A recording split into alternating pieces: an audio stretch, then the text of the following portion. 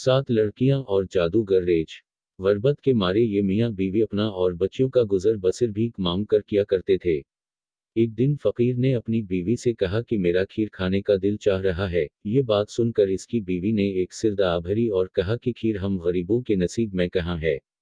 फकीर इसका जवाब देते हुए बोला, कहानियां सुनना बच्चों का दिलचस्प मुशगला और नानी दादी का नवासे नवासियों पोते पोतियों के साथ ज्यादा से ज्यादा वक्त गुजारने का बेहतरीन मौके रहता है।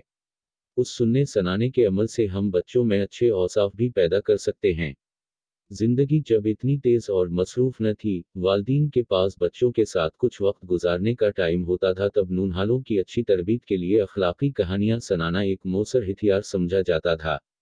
मुझे आज भी वो खुशी के लम्हात नहीं भूलते जब मैं नानी के पास बैठकर शौक से शहजादों शहजादियों परियों और जादूगरों की कहानियां सुना करती थी। जिनमें से एक कहानी हमेशा मेरी पसंदीदा रही और जिसे मैंने कई हममुर्तबा फरमाइश करके नानी से सुना। आज वो कहानी मैं हमारे नौनहालों को भी सुनाना चाहूंगी ताकि एक नस्ल से दूसरी नस्ल में हमारी कहानी सुनने सुनाने की रिवायत मुंतकिल होती रहे। कहानी है 7 बहनों की। किसी गांव में एक फकीर और उसकी बीवी रहा करते थे। उनकी 7 बेटियां थीं। वर्बत के मारे ये मियाँ बीवी अपना और बच्चों का गुजर बसर भीख मांग कर किया करते थे। एक दिन फकीर ने अपनी बीवी से कहा कि मेरा खीर खाने का दिल चाह रहा है। ये बात सुनकर इसकी बीवी ने एक सिरदर्द भरी और कहा कि खीर हम गरीबों के नसीब में कहाँ है। फकीर इसका जवाब देते हुए बोला कि हम दूध चावल और चीनी भीख में मांग लेंगे, फिर तुम मुझे खीर बनाकर खिलाना। बीवी बोली कि मियाँ, भीख में तो ये सब इतना नहीं मिल सकेगा कि हमारी 7 बेटियां भी खा सकें। फकीर गुया हवा की अरी परेशान क्यों होती है। हम खीर तब बनाएंगे जब सारी लड़कियां सो जाएंगी। उस तरह उन्हें पता भी नहीं चलेगा और हम जी भर कर खीर खा भी लेंगे। माँ का दिल बच्चियों के लिए तड़पा लेकिन दिल पर पत्थर रखकर शोहर की बात मान ली। फकीर बोला, अब सो जा, कल जल्दी उठकर खीर बनाने का सामान भीख में मांगना है। फकीर फकीरनी की सारी गुफ्तगू इनकी सबसे छोटी बेटी ने चारपाई के नीचे छुपकर सुन ली। अस्स का दिल दुख गया कि अम्वा अबा हमारे बगैर खीर खाने का इरादा रखते हैं। उसने ये सारी गुफ्तगू अपनी बाकी बहनों को बताई और कहा कि हम भी खीर खाएंगे। सबसे बड़ी बहन बोली कि हम कैसे खाएंगे। तो 7वीं बहन ने कहा कि हम खीर बनाने के बर्तन और खीर का सामान छपा लेंगे। अगले दिन फकीर और फकीरनी खीर का सामान मांगकर जब घर लाए तब एक खुफिया जगह पर सब छपा दिया। उस जगह को चौथे नंबर वाली लड़की ने चपके से देख लिया। रात होने पर सब लड़कियां सोने का ड्रामा करते हुए एक एक चीज साथ में लेकर लेट गईं। थोड़ी देर बाद फकीर उठा और अपनी बीवी को जगाया कि सब सो गई हैं, अब तुम उठो और मेरे लिए खीर बनाओ। फकीरनी दबे पर यूं आहिस्ता आहिस्ता किचन में गई। दिया और चौला जलाने के लिए माचिस ढूंढने लगी। बहुत तलाश करने के बाद सबसे बड़ी बेटी जागी और किचन में आकर कहा कि क्या ढूंढ रही हैं अम्मादों।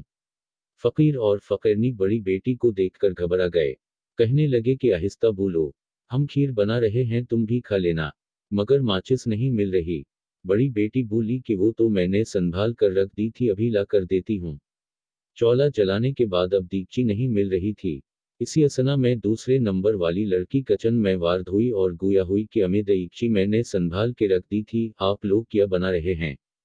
फकीर ने उससे कहा कि खामोशी से बैठ जाओ, हम खीर बना रहे हैं, तुम्हें भी चखा देंगे। अब डोई तलाश करने की बारी आई जिसे तीसरे नंबर वाली लड़की लेकर वार हुई। लड़कियों की बढ़ती तादाद देखकर फकीर के दिल में नागवारी पैदा होने लगी। ऐसे करते करते दूध चीनी चावल प्लेट लेकर सब लड़कियां ही खीर के गिर्द घेरा बनाकर बैठ गईं। यूं सबके हिस्से में थोड़ी थोड़ी खीर आई। कम मकदार में खीर मिलने पर भी बच्चियां खुश हुईं और अपने अपने बस्तरों में सोने के लिए लेट गईं। अधर फकीर गसे में भनाडिया बैठा था। उसने सोच लिया कि अब वो अपनी बेटियों को हमेशा हमेशा के लिए जंगल में छोड़ आएगा। बच्चियों की माँ बहुत बलबलाई कि वो ऐसा जुल्म न करे, मगर फकीर पर जुनून सवार था।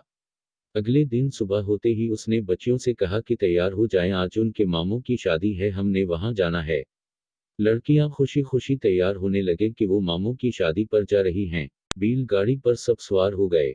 उस जमाने में लोग दूर दराज जाने के लिए बैलगाड़ी पर सफर करते थे।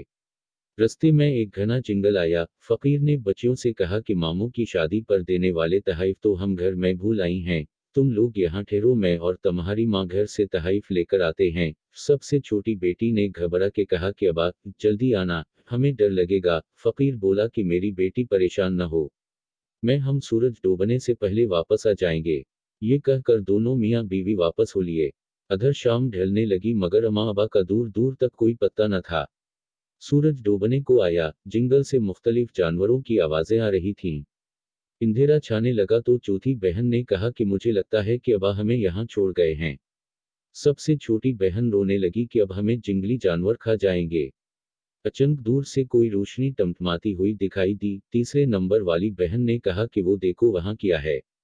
लगता है वहाँ किसी का घर है, हम उनके पास जाते हैं और उनसे पनाह मांगते हैं। शायद वो हमारी मदद कर दें। वो एक गोल झोंपड़ी थी मगर कद में काफी बड़ी थी। दरवाजा खुला हुआ था मगर खटखटाने पर कोई बाहर न आया। फिर छोटी बहन ने हिम्मत की और घर में दाखिल होकर आवाज लगाई, कोई है? किसी का कोई जवाब न आया। घर में कोई न था। सब बहनें घर में दाखिल हो गईं। ये एक शानदार झोंपड़ी थी, जहां बड़े बड़े मुर्तबान चीनी, चावल और दूध से भरे थे। लड़कियां इतनी वाफर मकदार में चावल, चीनी, दूध देखकर हैरान रह गईं। सुबह से भूखी थीं और खीर उनकी मन पसंदीदा डिश थी। चनाचा लड़कियों ने खीर बनाने की तैयारी पकड़ी और खीर बनाकर चाट चाट कर खाई और आराम करने के लिए एक कमरे में नियम दराज हो गईं। इतने में एक दराज कामत सियाहरेज झोंपड़ी के गोल दरवाजे से दाखिल हुआ। ये झोंपड़ी उस रेच की थी। रेच को भूख लग रही थी। चनाचा वो अपनी मन पसंदीदा खुराक खीर बनाने के लिए किचन की तरफ गया। वहां दीगची में पहले से ही बकिया खीर मौजूद थी जिसे सूंघ कर रेच को इंसान की खुशबू आने लगी। वो समझ गया कि उसके घर में कोई इंसान आया है। चनाचा वो अपने घर की तलाशी लेने लगा। रेच के घराने से लड़कियों की आंख खल गई, साथ ही साथ उन पर ये राज भी यहाँ हवा कि वो जिसके घर में है वो एक रेच का घर है। बस फिर किया था, लड़कियों के हाथ पायों खौफ के मारे फूल गए। छोटी बहन चालाक थी, उसने एक तरकीब सोची और एक बड़ी कड़ाही में ढेर सारा तेल डालकर तेज आंच में चौला जला दिया। इतने में रेच किचन में दाखिल हुआ और छोटी बहन की तरफ लपका। छोटी लड़की चालाकी से काम लेते हुए तेजी से कड़ाही के सामने से हटी और रेच सीधे उस खोलते हुए तेल में जा गिरा। मगर ये किया। लड़कियां ये देखकर हैरान रह गई कि रेच तेल में जलने से सोने का बन गया। असल में वो कोई मामूली रेच न था बल्कि एक जादूगर था। अब किया था, लड़कियों की खुशी का कोई ठिकाना न रहा। वो बैठे बैठाए अमीर हो गईं और जंगल की शहजादियां बन गईं। प्यारे बच्चों, उस कहानी से हमें ये सबक मिला कि हमेशा अल्लाह पर भरोसा रखना चाहिए।